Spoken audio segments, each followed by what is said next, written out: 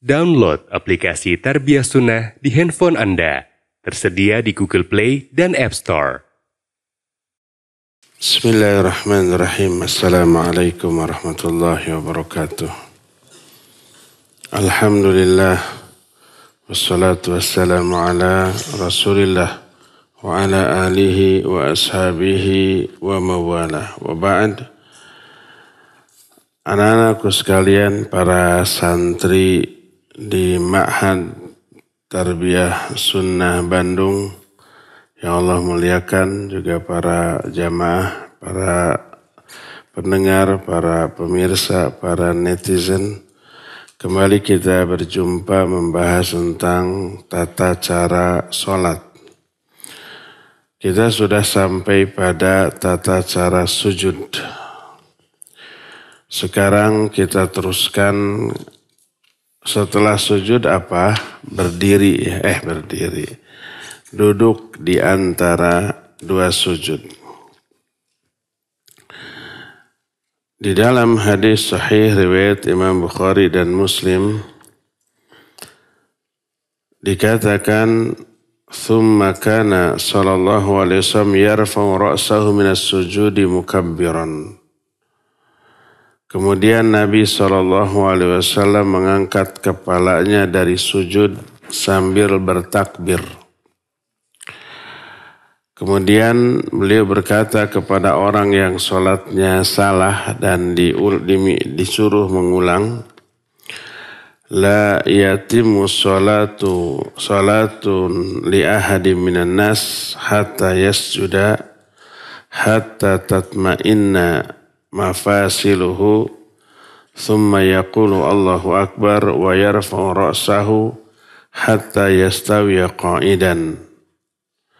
Tidaklah sempurna salat seseorang dari manusia sehingga dia bersujud, kemudian tenanglah seluruh sendi-sendi tulangnya ketika sujud. Kemudian berkata Allahu Akbar dan mengangkat kepalanya dari sujud. Kemudian duduk dengan tegak. Wa kana yarfa'u yadayhi ma'a hadha takbir ahyanan. Kadang-kadang Nabi SAW mengangkat kedua tangannya ketika takbir bangkit dari sujud. Hadis ini riwayat Imam Ahmad, Abu Daud dengan sanad yang sahih. Jadi kadang-kadang bangkit dari sujud angkat tangan. Kadang-kadang saja. Tapi seringnya tidak. Jadi boleh kita mengangkat kedua tangan ketika dari sujud mau duduk. Bagaimana cara duduknya? Yufrishu rijlahul yusra fayaqudu 'alaiha mutma'innan. Beliau menghamparkan kakinya yang kiri, telapak kakinya yang kiri dihamparkan. Lalu beliau duduki kakinya yang kiri. Wa yansibu rijlahul yumna. Sedangkan kaki yang kanan ditegakkan. Yang kiri dihamparkan, yang kanan ditegakkan. Jangan dua-duanya terhampar. Nah, kemudian duduk. Duduknya di atas hamparan kaki yang kiri. Kemudian ketika ada orang yang sholatnya salah, Nabi SAW bersabda, "Idza sajadta famakin li sujudika fa idza rafa'ta faq'ud ala fakhidhika al-yusra wa kana yansibu rijlahu al-yumna wa yastaqbilu bi asabihi al-qiblah."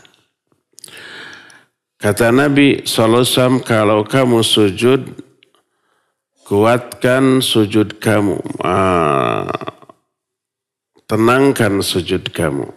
Kalau kamu mengangkat kepala dari sujud, Lalu duduklah di atas paha kamu yang kiri.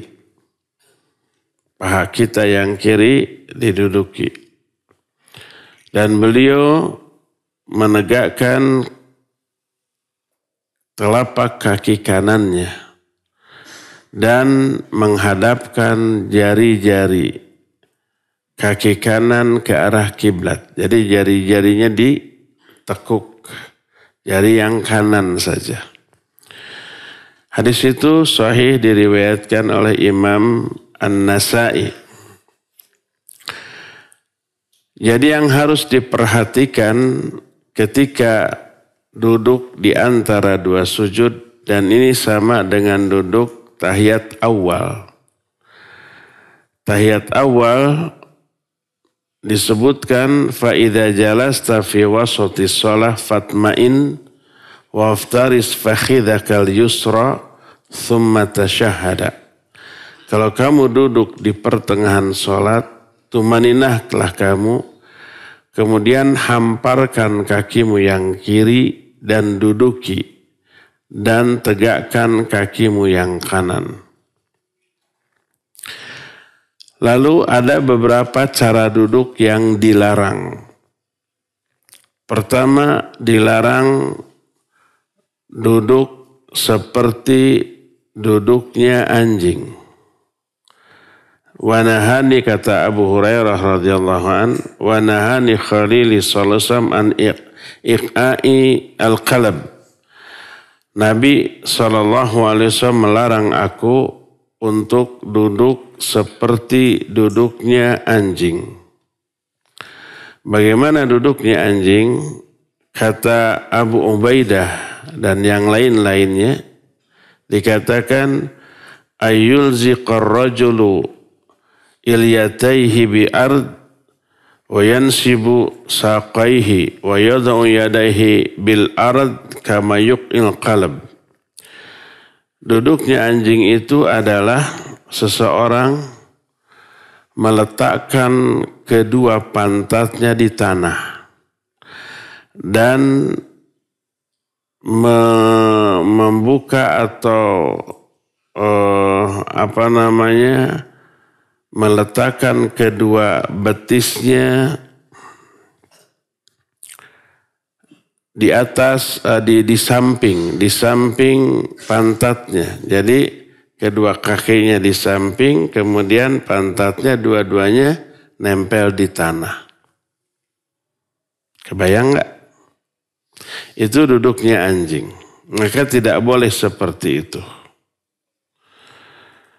Oleh karena itu dilarang. Yang kedua, dilarang juga duduk seperti duduknya setan.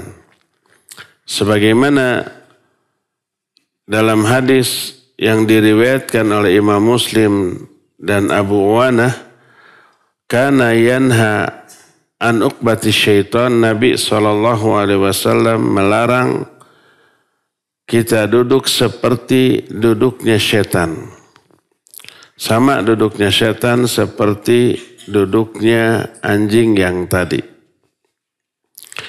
Dari sini kita simpulkan beberapa hal tentang tata cara duduk yang benar ketika sholat. Pertama, hamparkan kaki yang kiri. Telapak kaki yang kiri dihamparkan. Terus kita duduki kaki yang kiri tersebut. Adapun telapak kaki yang kanan diapakan? Diberdirikan. Dan jari-jarinya ditekuk sehingga ujung-ujung jarinya menghadap ke arah kiblat. Itu yang pertama, poin yang pertama. Kedua, si tulang punggung tegak, jangan bungkuk atau jangan condong, tapi tegak. Berdasarkan hadis dari Wa'il bin Hujrin, thumma rafa'a ra'sahu minas sujud wa qa'ada hatta yarji'a kullu azmin fi mawdi'ihi mu'tadilan. Kemudian beliau mengangkat kepalanya dari sujud. Kemudian duduk wa'tadala dan beri'tidal. I'tidal itu tegak sampai seluruh persendian, seluruh tulang kembali ke tempatnya, ke persendiannya masing-masing dengan lurus, tegak. Jangan membungkuk, tapi tegak. Ini yang kedua. Yang ketiganya, tangan kanan disimpan di atas paha atau lutut kanan, sedangkan tangan kiri disimpan di atas paha atau lutut yang kiri. Sebagaimana diterangkan dalam hadis sahih riwayat Imam Muslim dan Abu Uwanah, wa kana idza qa'ada fit tasyahhud wada'a kafahu al-yumna ala fakhidhihi wa fi riwayatin ala rukbatihi al-yumna wa wada'a kafahu al-yusra ala fakhidhihi al-yusra wa fi riwayatin rukbatihi al-yusra basituha 'alaiha. Apabila Nabi SAW duduk ketika tasyahud, beliau meletakkan telapak tangan kanan di atas paha yang kanan, dalam riwayat lain di atas lutut yang kanan. Dan meletakkan tangan yang kiri di atas paha yang kiri atau lutut yang kiri. Dan kedua tangannya direntangkan, dibuka, tidak dikepal. Ini ketika duduk di antara dua sujud. Kemudian wa yastaqbilu bi asabihima al-qiblah. Beliau menghadapkan ujung-ujung jarinya ke arah kiblat. Wa dhamma baina asabihi. Beliau merapatkan antara jari-jarinya. Jari-jarinya dirapatkan, ujung-ujung jarinya menghadap ke arah kiblat. Itu ketika duduk, baik yang kanan ataupun yang kiri. Tangan kanan ataupun tangan yang kiri. Jadi itulah posisi tangan ketika duduk di antara dua sujud. Posisi kaki dua-duanya sudah dijelaskan. Kaki kiri dihamparkan, kaki kanan ditegakkan, terus duduk. Tangan dua-duanya di atas paha atau di atas lutut dengan posisi jari-jari tertutup, rapat dan ujung-ujung jarinya menghadap ke arah kiblat. Bagaimana sikutnya?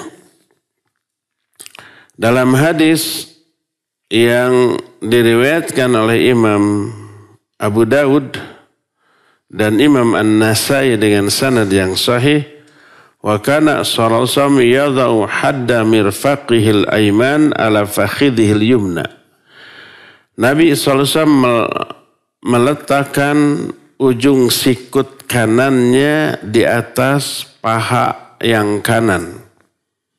Jadi sikutnya jangan begini ketika duduk, tapi ketika duduk ujung sikut yang belakang ini disimpan di atas paha yang kanan.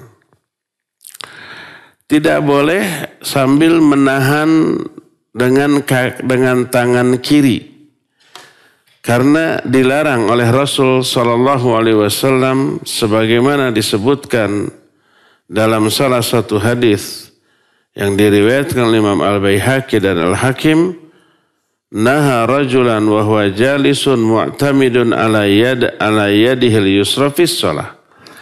Nabi SAW melarang seseorang duduk dalam keadaan bersandar ke tangan kiri ketika sholat. Jadi tangan kiri tidak boleh disimpan menahan bobot badannya ke arah kiri. Sebab tangan kiri tadi diletakkan di atas paha atau lutut. Lalu beliau berkata, innaha sholatul Yahud. Itu adalah sholatnya orang Yahudi.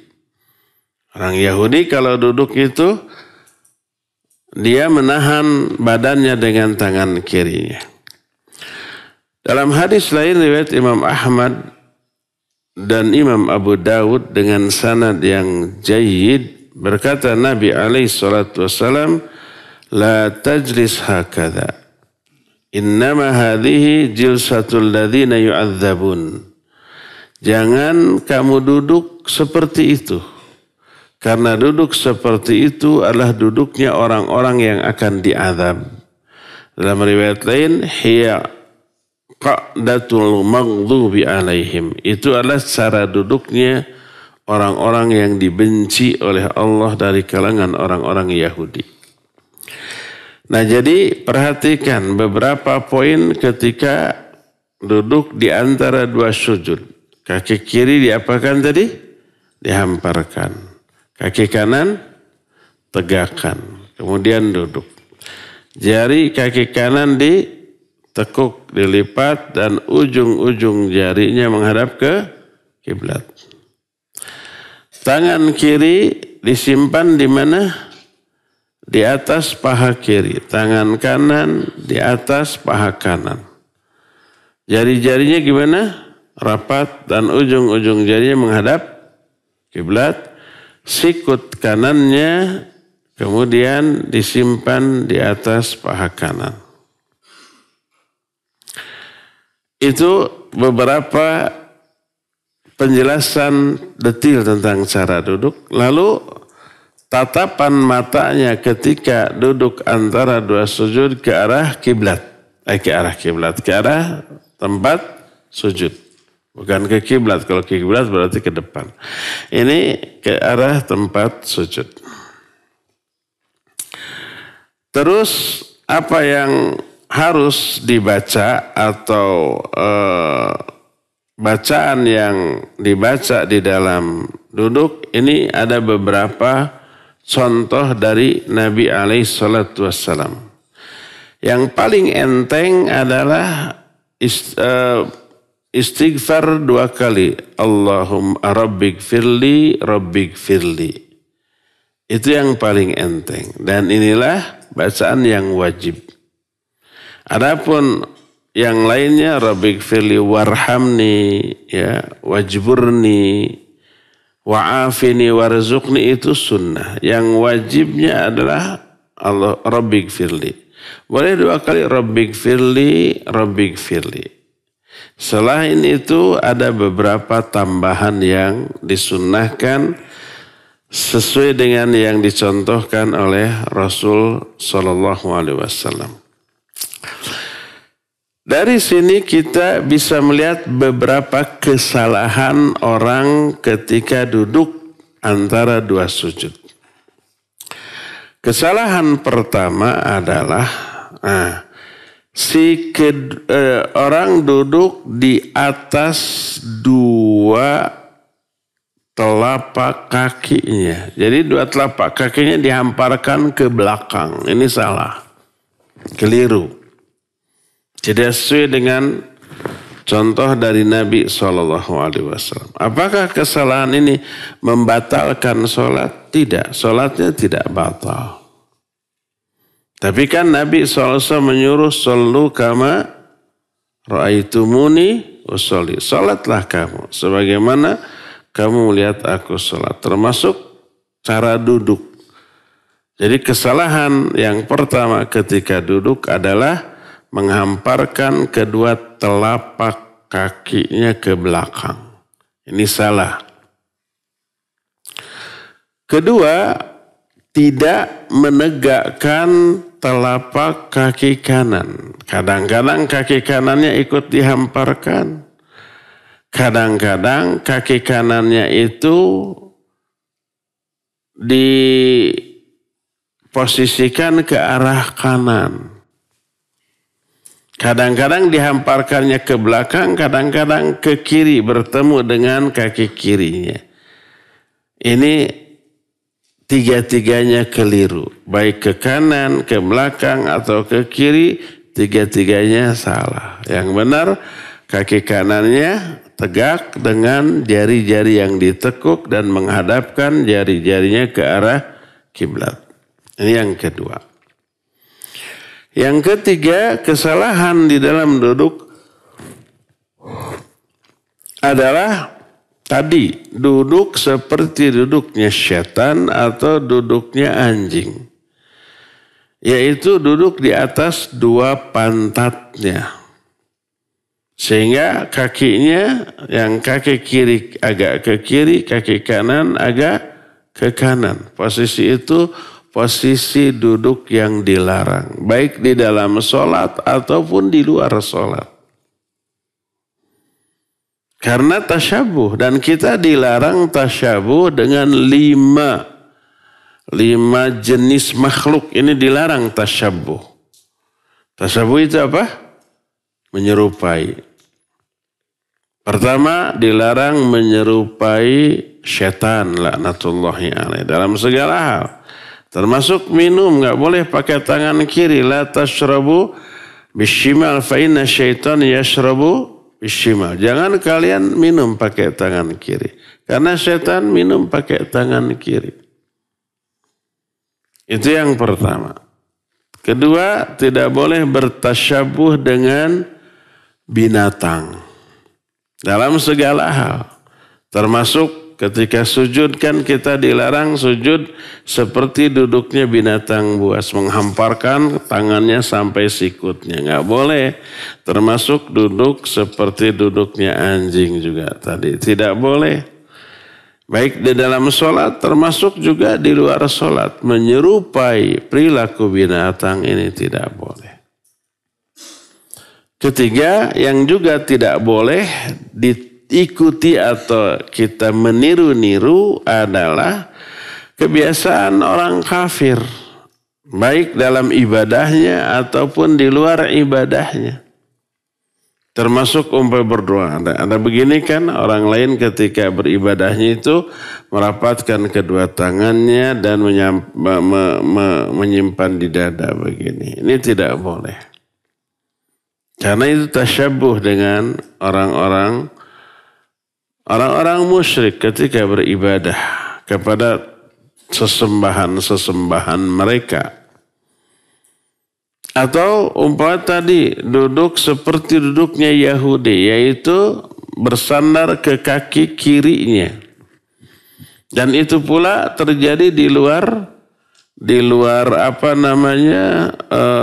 salat. Ketika duduk, Nabi SAW menyatakan, janganlah kalian bersandar ketika duduk. Atau ketika minum. Nah, yang dimaksud iktimad ketika minum yang terlarang itu, makan minum itu bukan bersandar ke dinding atau ke kursi. Tapi maknanya adalah bersandar ke tangan kirinya. Kita berduduk, tangan kiri kemudian minum atau makan gitu. Adapun kalau bersandar dengan kedua tangan atau bersandarnya ke dinding, tidak ada larangan. Atau bersandarnya kedua tangannya, kemudian makan dan minum di huapan, disuapin. Boleh? Boleh. Karena tidak ada larangan. Larangannya adalah bersandar dengan kaki kirinya, tangan kirinya ketika duduk, lalu makan dan minum. Itu yang terlarang. Lalu Nabi SAW menyatakan, innaha salatul Yahudi. Itu salatnya Yahudi. La tajlis hakadha. Jangan kamu duduk seperti itu. Innama hadhihi jilsatul ladzina yu'adzabun. Jangan kamu duduk seperti itu. Karena itu cara duduknya orang yang diazab. Disebutkan ya qa'datul maghdubi alaihim, itu adalah cara duduk orang-orang yang dibenci oleh Allah Subhanahu wa taala. Yang diterangkan dalam Al-Fatihah ghairil maghdubi alaihim itu Yahudi. Itu yang ketiga, kesalahan di dalam duduk. Kesalahan yang keempat, kadang orang mengepalkan tangannya di atas pahanya atau tidak memperhatikan. Kadang-kadang tangannya itu digenggamkan, kadang-kadang tangannya itu jari-jarinya dibuka. Dan kadang-kadang si tangannya itu digerakkan, diusap-usapkan di atas pahanya. Maka itu lebih terlarang karena ada gerakan yang iseng yang dia lakukan di dalam sholatnya. Itulah beberapa kesalahan orang ketika sholat. Ketika duduk di dalam sholat. Ya. Adapun khusus ketika tasyahud disebutkan wa kana sallallahu yabsutu kaffahul yusra ala rukbatihil yusra wa yaqbidu asabi'a kaffihil yumna kulliha wa yushiru bi usbu'ihi allati talil ibham ilal qiblah wa yurmi bi basarihi ilaiha. Nabi SAW membentangkan telapak tangan kiri di atas pahanya atau lututnya yang kiri. Kemudian beliau menggenggamkan jari-jari tangan kanannya semuanya. Kemudian berisyarat dengan jari telunjuk yang dekat kepada jempol dan berisyarat ke kiblat. Kemudian beliau menunjukkan pandangannya ke isyarat itu. Jadi keempat ini digenggam, kemudian jari telunjuknya diarahkan ke kiblat. Ini dalam hadis sahih riwayat Imam Muslim, Abu Uwanah dan Imam Ibnu Khuzaimah dengan sanad yang sahih. Ini yang pertama. Boleh dengan cara begini. 4 jarinya digenggamkan, yang telunjuk ditujukan, diarahkan ke arah kiblat. Dalam riwayat lain, riwayat Imam Muslim juga, wa kana idza asyara bi usbu'ihi wada'a ibhamahu ala isbi'ihil wusta wa taratan kana yuhalliqu bihi ma halaqah. Dan Nabi SAW apabila mau berisyarat dengan jari-jarinya, beliau meletakkan jempolnya dan ditempelkan ke jari tengahnya. Dan kadang-kadang beliau membentuk lingkaran. Lingkaran dengan jari tengah dan jempolnya dan berisyarat dengan telunjuknya. Jadi ada 2 cara bertasyahud berisyarat dengan telunjuk. Cara pertama 4 jari digenggam lalu diisyaratkan ke arah kiblat. Cara yang kedua jempol dan jari tengahnya ditempelkan membentuk lingkaran. Dalam riwayat lain Nabi SAW membentuk angka 53. Ya 53 itu begini, 5-nya ini yang lingkaran angkanya angka Arabnya. Makanya 5 bulat atau 0. Ya itu mah bukan angka Arab. Angka Arab mah 5-nya kayak 0 di kita ya. 3-nya ini ya. Ini 3. Nah kemudian di dalam riwayat lain, riwayat Imam Abu Daud An-Nasai dan Imam Ibnu Jarud, dikatakan wa kana yarfa'u isba'uhu yuharrikuha yad'u biha. Nabi SAW mengangkat telunjuknya, kemudian beliau menggerak-gerakannya dan berdoa dengannya. Lalu beliau berkata, lahiya asyaddu ala syaitan minal hadid, yakni as-sababah. Ini isyarat dengan telunjuk yang digerak-gerakan itu lebih dahsyat dari pengaruhnya bagi setan dibanding pukulan besi. Di dalam riwayat lain lebih dahsyat bagi setan dibanding 1000 tebasan pedang. Setan itu lebih takut dengan isyarat telunjuk ketika kita sholat dibanding 1000 sabetan pedang. Ini posisi jari ya. Dan hadis tadi yang menyatakan bahwa ini lebih dahsyat bagi setan dibanding pukulan besi. Ini diriwayatkan oleh Imam Ahmad, Imam Al-Bazzar, Imam Abu Ja'far dan yang lain-lainnya dengan sanad yang hasan. Termasuk Imam Al-Baihaqi meriwayatkan dengan sanad yang hasan. Dalam riwayat lain dari Imam Ibnu Abi Syaibah dengan sanad yang hasan, karena ashabun Nabi SAW ya'khudhu ba'dahum ba'ala ba'd, yakni al-isyarah bil isba' fid du'a. Para sahabat Nabi itu menggenggamkan jari-jarinya lalu berisyarat dengan telunjuknya dan berdoa dengannya. Dalam riwayat Imam Al-Baihaqi wala yuharrikuha. Beliau tidak menggerak-gerakannya. Oleh karena itu, cara ketika tasyahud, baik posisi tangan ataupun posisi telunjuk ada dua. Yang dua-duanya kadang-kadang dilakukan oleh Nabi SAW secara bergilir. Pertama, jari-jari empatnya ini digenggam, kemudian telunjuknya diarahkan ke kiblat. Yang kedua, membentuk lingkaran dengan jempol dan tengahnya, kemudian telunjuknya diarahkan ke kiblat. Terus telunjuknya bisa digerak-gerakan dan itu lebih dahsyat bagi setan dibanding 1000 sabetan pedang, dan kadang-kadang beliau tidak menggerak-gerakannya. Mau menggerakkan mau tidak, dua-duanya ada. Contohnya dari Nabi SAW. Tapi menggerak-gerakannya efeknya bagi setan lebih dahsyat daripada tidak. Ya.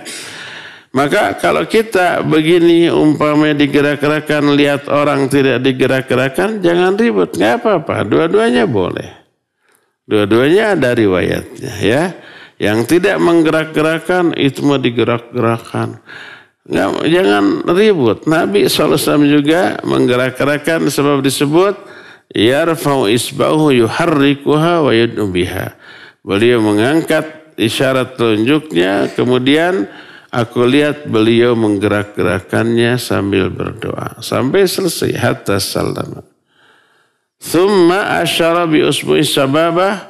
Faru'aituhu yuharrikuha wa yad'u biha hatta sallama. Beliau berisyarat dengan telunjuknya dan aku lihat beliau menggerak-gerakannya dan berdoa dengannya sampai salam. Jadi itu sunnahnya jelas. Gamblang. Hadisnya sahih. Ya, boleh menggerak-gerakan dan itu afdal, boleh tidak digerak-gerakan. Menggerak-gerakannya adalah sunnah. Dan pandangan mata tertuju ke isyarat telunjuk, bukan ke tempat sujud. Ibnu Al-Iz bin Abdus Salam ketika ditanya, benarkah bahwa ketika kita sholat harus melihat ke tempat sujud dan ketika ruku melihat ke ujung-ujung jari kaki? Kata beliau tidak benar. Selama sholat dari awal takbiratul ihram sampai salam, lihatlah ke tempat sujud. Kecuali ketika tahiyat. Tahiyat awal atau akhir, maka tadi disebutkan pandangan matanya tertuju kepada telunjuknya. Bahkan disebutkan la yujawizu basaruhu isyaratahu. Pandangannya itu tidak pernah lepas melihat isyarat telunjuknya sampai beliau salam. Nah, itu ketika tahiyat. Disebutkan wa kana sallallahu alaihi wasallam yaf'alu dzalika fit tasyahudain jami'an. Nabi sallallahu alaihi wasallam melakukan itu di kedua tasyahudnya, tasyahud awal dan tasyahud akhir. Wa ra'a rajulan yad'u bi usbu'aihi faqala ahid wa asyara bis sababah. Nabi SAW pernah melihat seseorang ketika tahiyat, ya, ketika tahiyat beliau orang itu berisyarat dengan 2 jari. Jadi bukan hanya 1 jari tapi 2 jari. Apa kata Nabi SAW? Ahid, esakan, tunggalkan. Wa asyara bisababah, dan beliau memberikan contoh dengan telunjuknya. Tidak boleh apa? Tidak boleh dengan 2 apa atau tidak 3, ya. Cukup 1 saja. Ketika tahiyat, ya. Inilah beberapa ketentuan ketika duduk, baik duduk antara 2 sujud atau tahiyat awal, dan beberapa jenis kesalahannya. Ya, cukup sampai di sini. Sekarang kita buka tanya jawab khusus untuk santri dulu. Ada yang mau bertanya, Cung? Assalamualaikum warahmatullahi wabarakatuh. Waalaikumsalam warahmatullahi wabarakatuh. Ustaz, nama Ana Ridho dari Ngamprah. Ustaz, ada orang yang kalau pas sholat itu dia gak mau merapatkan safnya, bukan karena uzur sakit badannya atau gimana, itu termasuk sholatnya rusak ya Ustaz? Syukran. Karena sakit? Bukan karena sakit, karena memang gak mau rapat gitu. Iya. Orang gak mau merapatkan saf di dalam sholat. Karena ingin leluasa gitu ya. Ditarik biar merapat, menjauh lagi. Kenapa?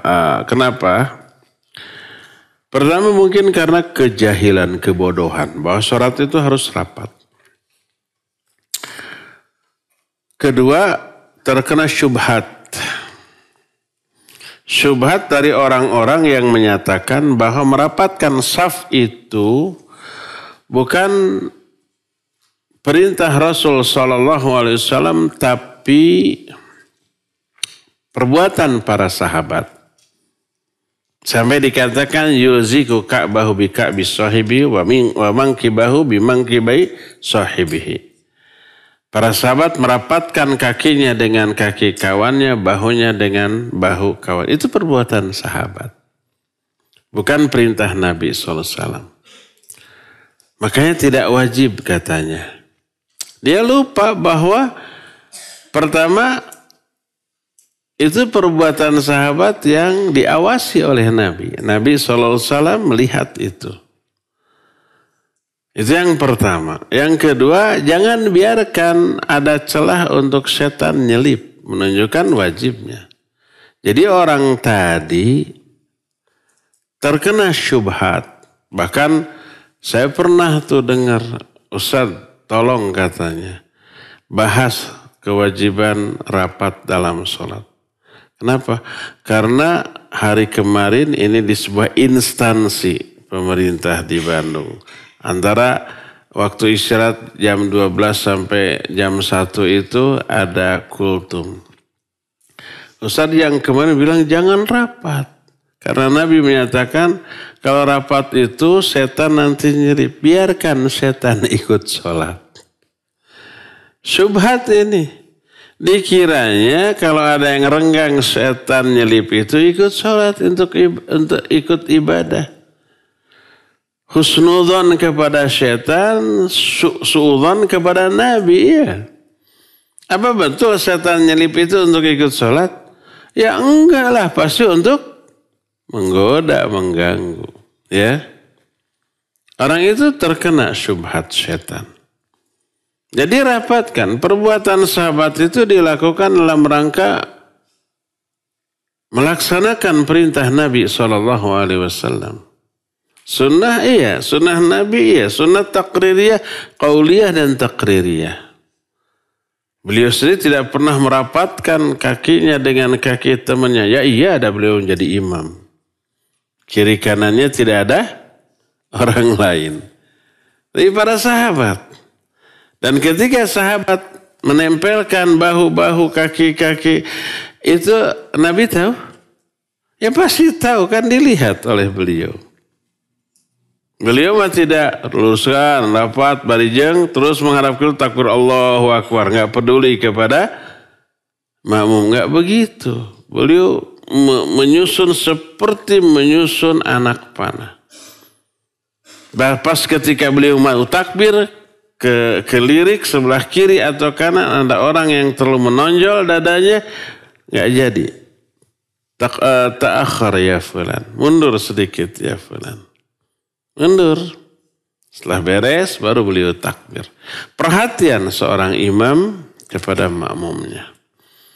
Jadi orang yang tidak mau merapatkan shaf, pertama dia tidak mau mentaati perintah Nabi SAW untuk merapatkan shaf. Kedua, dia membiarkan setan menggoda antara dia dengan kawan sebelahnya karena setan nyelip di tengah-tengah yang kosong tadi. Ketiga, dia terkena syubhat setan tadi. Nah, yang keempat, dalam kehidupan sosial, orang tersebut akan mengalami clash dengan tetangganya, dengan kawannya. Kata Rasul sallallahu alaihi wasallam, "La takhtalifu fatakhtalifu qulubukum." Jangan kalian bengkok-bengkok ketika menyusun saf, renggang-renggang. Nanti hati-hati kalian diikhtilafkan oleh Allah. Pengaruh ibadah dalam kehidupan bermasyarakat tuh kayak gitu tuh. Nah, terus orang ini nggak akan bisa khusyuk. Allah putuskan. Karena apa? Karena Rasul SAW menyatakan man wasala shaf wasalahullah wa man qata'ahu qata'ah. Siapa orang yang menyambung shaf, Allah akan menyambungkan. Siapa yang memutuskan, Allah akan putuskan. Apa maknanya? Salah satu tafsirannya, siapa yang menyambungkan shaf, Allah akan sambungkan pikiran orang itu fokus kepada Allah, khusyuk. Siapa yang memutuskan, Allah putuskan juga konsentrasi orang itu di dalam sholatnya. Jadi beberapa kerugian dan kesalahan akibat tidak mau merapatkan shaf ini banyak sekali. Maka rapatkanlah shaf ya. Wallahu a'lam. Assalamualaikum warahmatullahi wabarakatuh. Assalamualaikum warahmatullahi wabarakatuh. Nama Ana Fatir dari Bekasi. Tat izin bertanya. Kalau kita lagi sholat duha di rumah, terus dipanggil sama Umi, apa boleh kita menyaut atau mendatanginya? Kalau kita sholat duha atau sholat sunat, dipanggil sama ibu, batalkan. Boleh menyaut? Boleh, tapi lagi sholat dulu Mi. Batalkan saja. Kenapa? Karena memenuhi panggilan ibu hukumnya wajib. Sedangkan kita sedang melaksanakan salat sunnat. Yang wajib harus didahulukan. Pertama itu. Yang kedua mungkin ibu memanggil itu untuk kepentingan segera. Saat itu juga.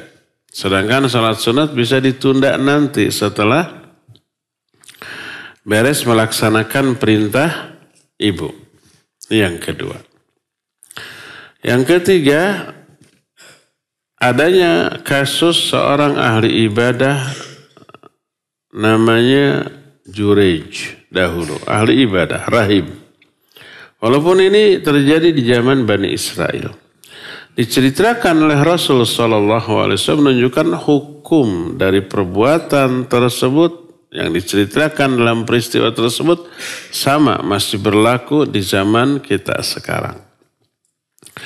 Jurej ini sholat sunat, ibunya memanggil, dia bimbang. Rabbi sholati au ummi. Ya Allah, sholatku atau ibuku. Dia memutuskan melanjutkan sholat sunat. Ibunya marah. Lalu berdoa, ya Allah, jangan engkau wafatkan Jurej sebelum melihat wajah seorang wanita pelacur. Karena itu doanya. Dan dahsyat fitnahnya. Melihat itu yang dimaksud bukan berpapasan, lihat, udah bukan begitu. Tapi itu fitnah. Ya berapa lama datang wanita hamil ngaku ini anak Jurej. Bayangkan. Ahli ibadah, ya, dikenal soleh. Terus diisukan melakukan perzinahan dengan wanita pelacur.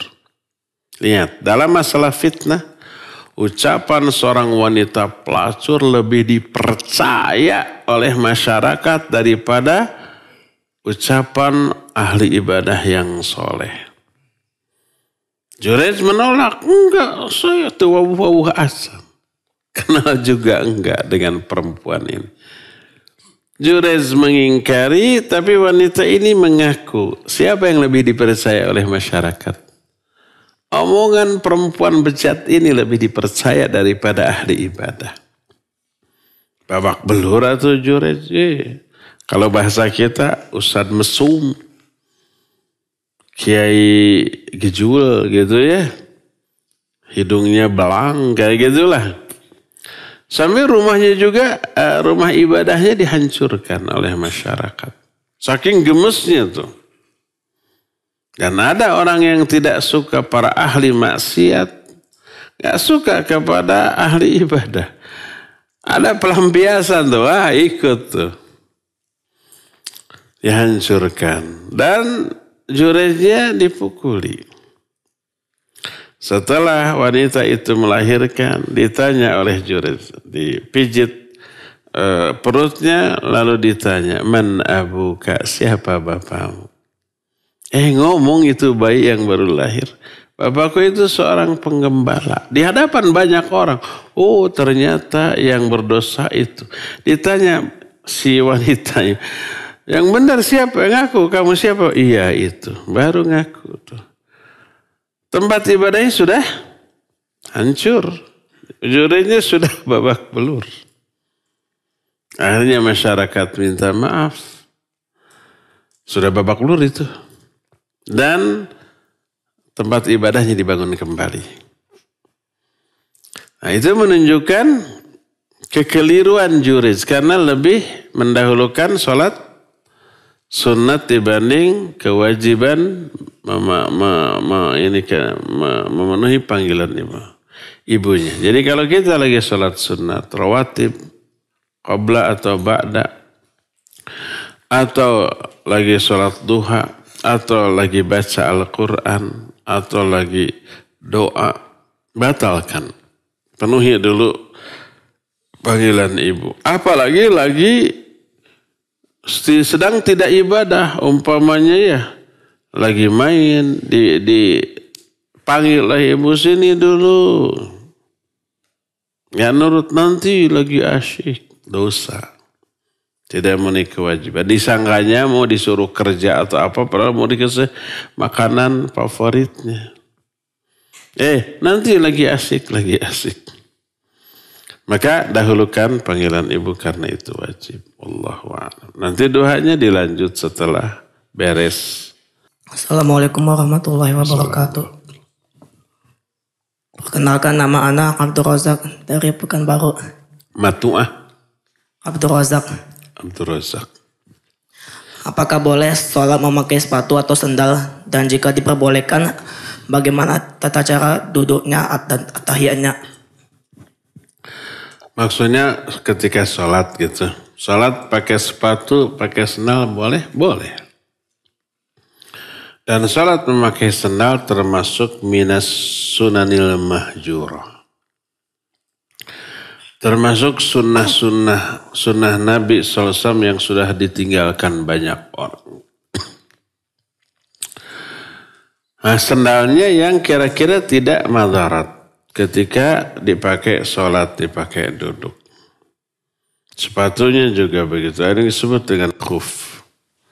Terbuat dari semacam kulit atau kain yang tebal, yang apabila dipakai ketika sholat duduk tidak membuat sakit. Tapi kalau umpamanya sendalnya sekarang sendal yang keras gitu ya, kemudian dipakai sholat lalu duduk, akan memberi ganjalan atau sakit ke pantat kita, ya jangan. Tapi intinya bukan karena jangan terlarang secara syar'i. Secara syar'i boleh, sunnah. Dan Nabi SAW ketika sholat di perjalanan selalu memakai sendal dalam keadaan sholat. Selama sendalnya suci. Beliau pernah sholat pakai sendal, sahabat juga pakai sendal. Di tengah sholatnya Nabi mencopot sendal dan disimpan di sebelah kiri. Para sahabat juga begitu. Melihat Nabi membuka, buka. Pokoknya nggak tahu alasannya. Ittiba kepada Nabi SAW. Beres sholat oleh Nabi ditegur. Kenapa kalian buka sendal-sendal kalian? Mereka menjawab, kami lihat engkau buka, kami pun membuka. Beliau menyatakan, tadi Jibril berbisik kepadaku. Di sendalku ada najisnya. Makanya aku buka. Kalian tidak ada najisnya yang dibuka. Menunjukkan sunnahnya sholat memakai sendal. Tidak wajib, ya, boleh. Kalau tidak madarat. Kenapa? Karena di zaman Nabi SAW masjidnya juga tanah. Pasir biasa. Bukan karpet, bukan keramik. Adapun kalau sekarang kita, apalagi hujan kemarin, alhamdulillah hujan ya. Di sini di Bandung mah enggak loh. Di sini alhamdulillah hujan. Adapun kalau zaman kita masjidnya pakai karpet, keramik, kemudian kita dari rumah pakai sendal, udah hujan jeblok. Ke masjid pakai sendal berantem sama DKM-nya tuh. Ya jangan. Nah saya juga tuh kalau melihat ada orang pakai sendal ke sini, selek, kotor, ngamuk tuh. Mal ngamuk. Tapi kecewa aja, ini mahal loh. Membersihkannya juga susah. Saya melihat di sana ada yang cucet makanan, minuman juga. Aduh, ini. Gak tahu siapa pelakunya. Ya, hati-hati kalian kalau bawa air minum kan sukanya jangan sampai tumpah tuh. Apalagi yang ada ininya tuh, warna-warni tumpah, kotor, susah untuk dibersihkan. Apalagi bawa makanan sambal. Pas orang sujud, bau tarasi. Gak nyaman. Iya, jadi disunnahkan boleh. Gimana duduknya? Duduk aja. Kalau ternyata sendalnya mengganjal karena terbuat dari bahan yang keras dan mengganggu kehusuan, ya lebih baik dicopot. Karena kehusuan dalam sholat itu ruh sholat. Yang tidak boleh dihilangkan dalam sholat kita ya. Iya sunnah. Wallahu a'lam. Assalamualaikum. Nama anak Kinan dari Cibiru. Apakah kita bisa... Siapa? Kinan. Kinan ya. Dari Jepang. Cibiru. Apakah kita bisa khusyuk 100%? Apa kita bisa? Khusyuk. Khusyuk? Ketika sholat. Ketika sholat? Ya 100%. 100%? Ya.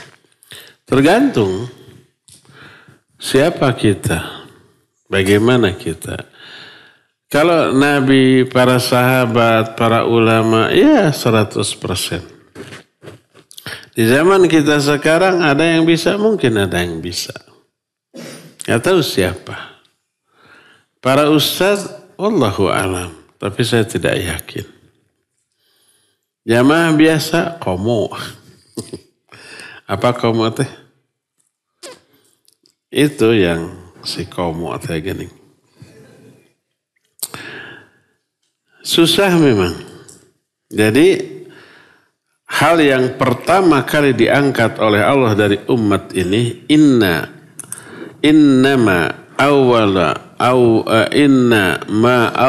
yarfa'ullahu min hadhil ummah al-khusyuk hatta la tajidu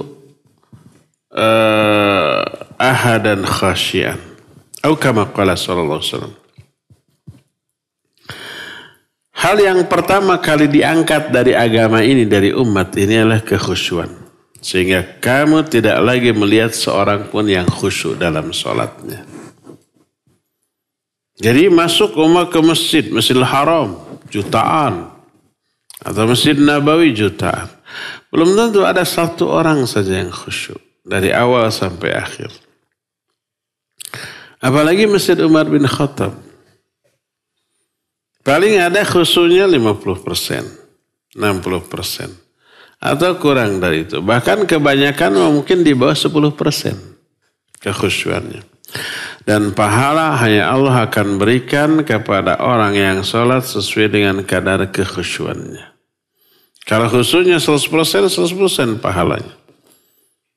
Kalau 90%, 50%. Kalau 10% hanya 10%. Kalau enggak khusyuk sama sekali, enggak dikasih. Dari awal sampai akhir, melamun terus. Ingat urusan dunia, ya. Pahalanya tidak ada. Dosa. Kenapa tahu dosa? Terancam dengan azab fawailul lil musallin alladzina hum an salatihim sahun. Jadi celaka orang yang salat itu yang tidak khusyuk. Sahun dalam salatnya. Sahun dalam salat berakibat sahun terhadap tujuan salat yang harus diwujudkan di luar salat berupa kemuliaan akhlak. Ya, kalau kita susah 100% khusyuk. Tapi bisa kalau diikhtiarkan. Assalamualaikum Tat. Assalamualaikum. Fikri dari Jakarta. Ustaz, apakah kita boleh membaca doa fitnah Dajjal di tahiyat awal? Apakah boleh berlindung kepada Allah dari 4 hal di tahiyat awal? Bukan boleh, dianjurkan. Bacaan tahiyat awal dengan tahiyat akhir tidak ada bedanya. Yang wajibnya sampai sholawat. Asyhadu an la ilaha illallah wa asyhadu anna Muhammadan abduhu wa rasuluhu. Allahumma sholli ala Muhammad wa ala Muhammad. Tahiyat awal, tahiyat akhir sampai sana sah. Tapi kalau mau lebih sempurna sampai innaka Hamidum Majid. Mau lebih sempurna berlindunglah kepada Allah dari 4 hal. Allahumma inni a'udzubika min adzabi jahannam wa min adzabil qabr wa min fitnatil mahya wa mamat wa min fitnatil masihid dajjal. Berlindung dari azab jahannam, dari azab kubur, dari fitnah hidup dan fitnah mati, dan dari fitnah dajjal. Di awal, di akhir sama, ya. Hukumnya apa? Sunnah. Kalau mau membaca itu bagus, tidak membaca itu sholatnya tetap sah. Baik tahiyat awal ataupun tahiyat akhir tidak ada bedanya. Assalamualaikum Ustaz. Assalamualaikum. Nama anak Danis dari Margasih. Danis. Jika seseorang pernah melakukan perbuatan buruk dan mengajak temannya saat awam dan orang itu tahu bahwa temannya masih melakukannya sampai sekarang, apakah perbuatan buruk itu dosanya tetap mengalir? Iya. Kalau kita pernah mengajarkan perbuatan buruk ke teman kita, umpamanya tata cara nipu, tata cara nyopet, kalau di sekolah tata cara nyontek, agar tidak ketahuan sama guru sama pengawas. Diajarkan ke 5 orang. Ketika 5 orang itu melakukan keburukan yang kita ajarkan, mereka dosa, kita juga memperoleh dosa mereka tanpa mengurangi dosa mereka masing-masing sedikit pun. Nah sekarang kita sudah tobat, tapi mereka masih mengerjakan perbuatan buruknya tersebut. Apakah ketika perbuatan buruk dilakukan kita masih kebagian dosanya? Tergantung. Kalau kita bilang saya mah sudah enggak dah tobat, sok aja kalian. Terus ya ini warisan ilmu dari saya. Pertahankan sampai 7 turunan. Ya, ketika mereka melakukan perbuatan buruk ini walaupun kita sudah berhenti, tetap kebagian dosanya. Tapi kalau kita bilang saya sudah tobat, itu buruk loh, jangan. Pokoknya saya berlepas diri dari perbuatan itu. Saya nggak tahu ngejawab ya. Tolong hentikan. Kita sudah melarang, kita sudah menyatakan taubat, kita sudah menyatakan berlepas diri, tapi mereka tetap melakukan perbuatan buruk itu, maka kita tidak kebagian dosa. Karena kita sudah melarang, jangan.